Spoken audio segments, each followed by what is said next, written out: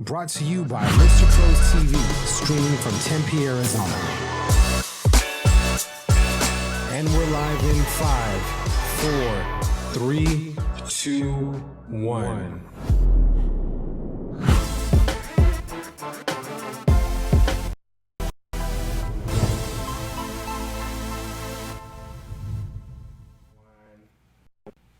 Hey guys, Jordan Nielsen here, host of Real Estate Pros on Mr. Pros TV. And today we're here at Guild Mortgage in Tucson, Arizona, interviewing Tom Williams of Coldwell Bankers. So thanks for taking time out of your busy day. As a real estate agent, we know you have busy days, and joining us here on Real Estate Pros. Good to be with you, Jordan. Yeah, so first off, we'll give you a couple minutes to introduce yourself, how long you've been in the real estate industry, kind of your background on, where you came from and what interested you in getting into real estate. Well, I've been involved in real estate since 1972, and it's always been a passion of mine. I actually graduated with a degree in real estate from the University of Denver, and at the time I was offered a position here in Tucson, so after graduation I came to Tucson in 72. And it's the only career I've ever had is selling and being involved in residential real estate. So when I came to Tucson, it was only 250,000 people. You can imagine that. Wow. It's a quarter of that size now. We're actually 1 million people. And I've seen it grow, and I participated in the growth.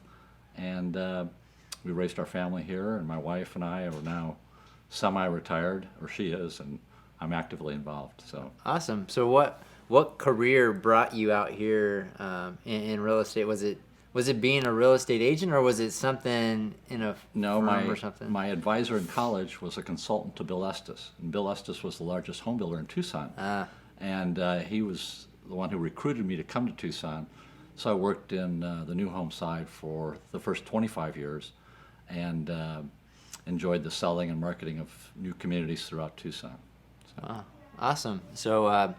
So you've been here in Tucson since 1972. Before that, you said you went to Denver University or something? The University of Denver. I was actually came from a small suburb of Chicago, where I was born and raised, and enjoyed 18 years there before heading off to college. Yeah. So that is when you came here, were you a real estate agent for the builder, like trying to sell when you moved out here? Actually. I oversaw the sales and marketing, a mortgage company within the builder. We had our own mortgage company. And then I got involved in land and acquisitions and land development, planning new subdivisions, and actually became pretty proficient at that and an expert in how Tucson grew. Right. So it was a lot of fun. So what is your role now as a real estate agent? Well, now I'm doubling back and selling the homes that I was involved in building. Many of the suburbs. Have you sold any homes that you're involved in building? Oh, absolutely. Really? All the time. Probably when I do a tour with the association, at least one, if not two, of the 10 homes I was involved in building. Have you seen any where you walk in, you're like, man, this is exactly how we built it? Well, no. There's usually updates. Right. Sometimes, though, one thing I do know, and I can point out easily, is that some neighborhoods and some subdivisions age better than others. Some do not age very well, and some age very well. And there's examples throughout all of Tucson of those that have held their value and are a good value. Some of my competitors did not do so well as far as their communities. They weren't well planned or well conceived. HOAs play a big role in maintaining values. Locations certainly do.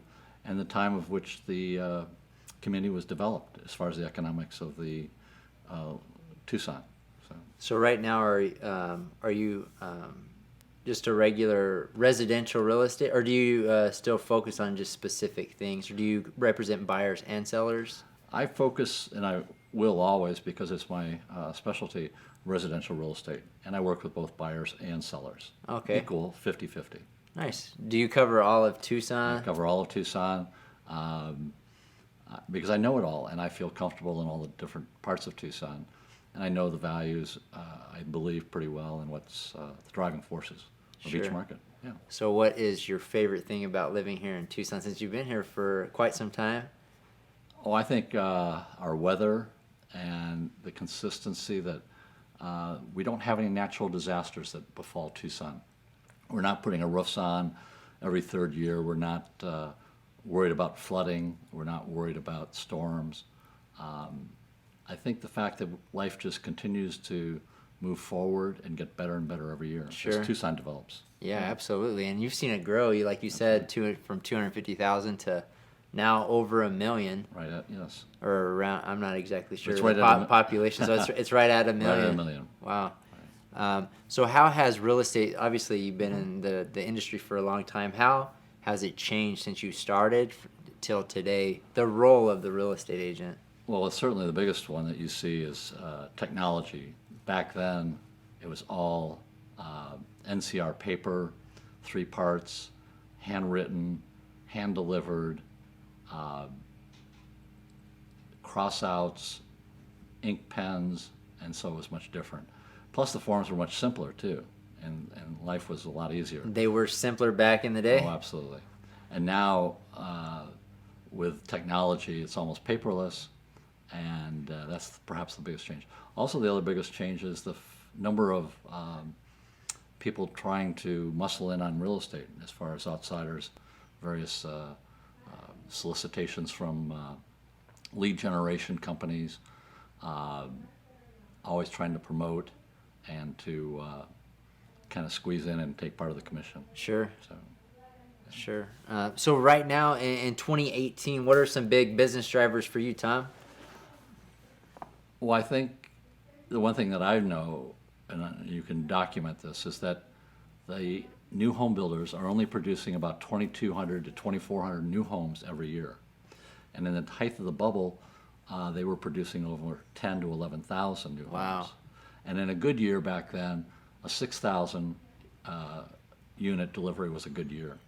So with the small number of new homes coming on the market, the inventory is very low, and also the housing in Tucson is aging and falling off. So I am personally concerned about the affordability and the opportunity for young first-time home buyers to find an affordable house to start out with. Right. So as they're not building so many properties, that means less inventory. So pricing, is definitely moving up. The new home builders are now basically at 300,000, 350, 400, all the way up to 600,000 and 700,000. Before, in the heyday back in the 70s and 80s, we were cranking them out for $30,000 and $40,000. Really? So there's been a big shift in the availability. Also, Tucson population continues to grow. So it's one of those struggles we're going to have to face. So when we know that there's a ton of real estate agents in the market, so when a buyer or seller hires you, what sets you apart from the agents that are just off the street? Well, I think the biggest thing is I enjoy doing the deal and making things happen. And I think the thing that I bring to the table with my clients is that I have the experience, having been down almost every path that you could possibly go down, because I've seen it all. I understand and have the resources to work through almost any difficult situation. Sure. So having had the experience, we know that it's rare that a real estate transaction is just smooth. Right. They happen, They do. but they're pretty rare. There's always things, you got to negotiate. You got to go back and forth, after inspection, after appraisal, what are you going to do? So hiring somebody with the experience that has been through all those things definitely helps, versus going with somebody that's just brand new and they haven't experienced those things. It's fun to share what you do know, and I do enjoy sharing with other agents. And it's also just fun to problem solve. Sure. And each buyer and each seller have their own specific needs, and each property then has a specific issue. So, bringing all three together is really a lot of fun. Sure. Yeah. Awesome. So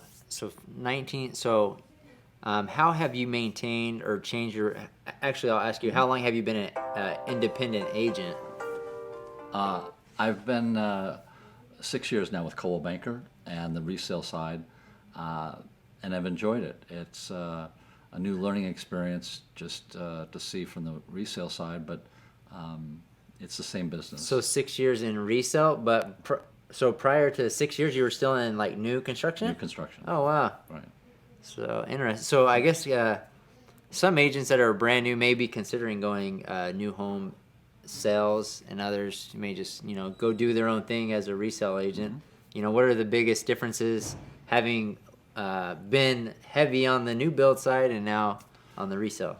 Well, the new home side has its issues. It does provide a little bit more of a steady income and a little bit more structure and training, but it also depends on the subdivision that you're assigned to.